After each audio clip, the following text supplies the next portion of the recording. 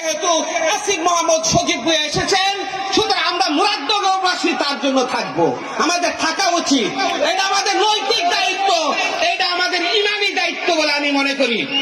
আর এই উপজেলা বাস্তবায়নের যে বিষয়টা, এইটা আমাদের বাঙ্গরা বাজার থানাধীন 10টি ইউনিয়নের সকল মানুষের একটা সমষ্টিগত চাহিদা, কোন ব্যক্তিগত চাহিদা না, কোন ব্যক্তি রাজনীতি দলের চাহিদা না।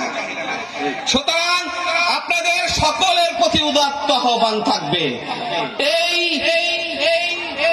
মুরাদনগর তথা বাঙ্গরা বাজার থানার এক ধ্রুবতার হল আসিফ মোহাম্মদ সজীব ভুঁইয়া।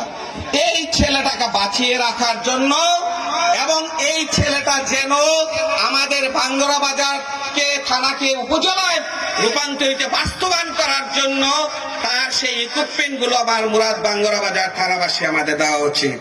কারণ বিভিন্ন ভাবে টল হচ্ছে। আজকে সে যদি উপজেলা ডিক্লার অনেক